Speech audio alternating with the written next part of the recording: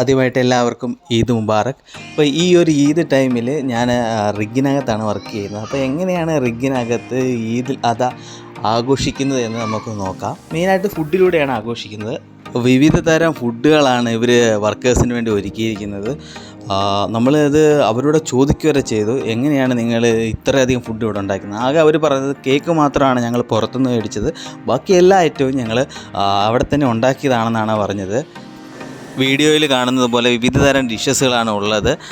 Fish, vegetable, beef, mutton എല്ലാം അടങ്ങിയിരിക്കുന്നുണ്ട്. നമ്മൾ ജോലിയുടെ തിരക്ക് കാരണം ക്യാൻറ്റീൻ ക്ലോസ് ചെയ്യുന്നതിന് തൊട്ട് മുമ്പാണ് നമ്മൾ ചോറ് കഴിക്കാൻ ചെയ്യുന്നത്.